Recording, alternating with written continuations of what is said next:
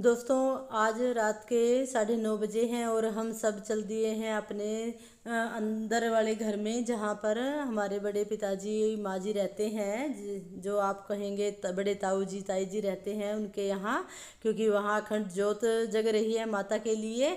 और आज माता रानी का सत्संग है और हमारे यहाँ कहते हैं माँ की रात जगानी। तो ये देखिए, ये हमारे बड़े माँ जी बैठे हैं, पूरा मंदिर बना रखा है और जो आदि सारे अच्छे से लगा रखे हैं। और यहाँ देखिए हमारे बड़े माँ जी जो बैठे हैं ये सभी को तिलक कर रहे हैं और माता जी की थाप दे रहे हैं कि माता जी हमारे सब कार्य पूर्ण करे, चारों ओर सुख शांति रखे हमारे परिवार में। और ये देखिए हमारे चाची जी हैं और इनको तिलक लगाया है और माँ के दर्शन करवाए हैं। तो ये देखिए हम बारी बारी से सब यहाँ आएंगे माता जी के पास और धोक लगाएंगे। दोस्तों, माता जी का त्यौहार पूरे 9 दिन, और ये है हमने आज पूरी रात जाग कर के माता जी के भजन आरती करनी है। तो ये हमारे बड़े दीदी आ गई हैं जो मेरी जेठानी भी लगते हैं। और अब ये माँ जी इनको भी तिलक कर रही हैं और माता जी के दर्शन करने के बाद थाप दे रही हैं।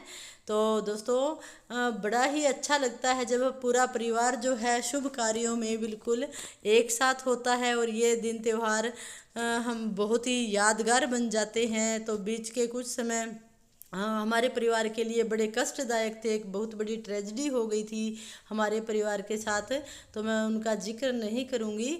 तो ये हमारे मौसी जी और मम्मी जी हैं, ये भी अब यहाँ अच्छे से धोक लगाएंगी, माता जी का दर्शन करेंगी और अपने बच्चों की, अपने पूरे परिवार की और सभी चारों ओर सुख शांति के लिए दुआ करेंगी भगवान से। और ये देखिए हमारे बुआ जी भी आए हुए हैं। तो ये कह देते हैं कि लड़कियों बिना, भाई चाहे लड़की छोटी हो या बड़ी हो घर की, तो उनके बिना तो कोई भी शुभ त्यौहार मनाया ही नहीं जाता है। ये बिल्कुल खास परंपरा है।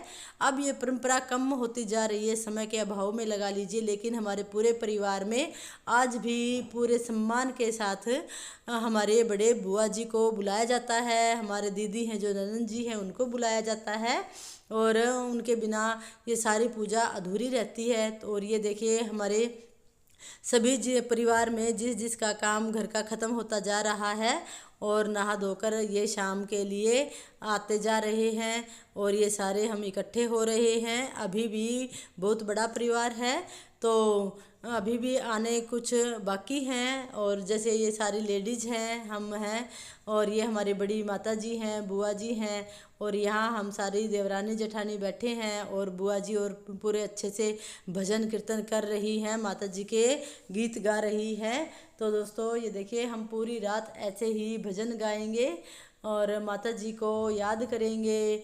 और यहाँ बच्चे भी बिल्कुल अच्छे से सारा देखते हैं, परंपराएं चली आ रही हैं जो कि हमें हर काम हमारा जो है वो बिल्कुल खुशीपूर्वक हो, शुभ हो। ये हमारे ताई जी भी आ गए हैं और इनके जैसे पाँव में दर्द है तो ये आराम आराम से आए ज़रूर हैं। इन्होंने बिल्कुल मिस नहीं किया, कोई बहाना नहीं लगाया कि मैं नहीं आऊँगी, क्योंकि हमारी ये परंपरा ही रही है कि चाहे कुछ भी हो आना बहुत ज़रूरी है माता जी के दर्शन के लिए। तो इनको ये दीदी पकड़ के लेके आई है, इनको सहारा दे करके, और ये हम सब बैठ गए हैं और भजन कीर्तन शुरू हो गया है। सभी भजन गा रहे हैं, अपने सभी ईश्वर इष्ट देव को याद कर रही हैं और हम सब भी साथ में गा रही हैं दोस्तों, क्योंकि अब ये पूरी रात जग कर भी काम करना है और फिर दूसरे दिन हमने भी कढ़ाई लगानी थी।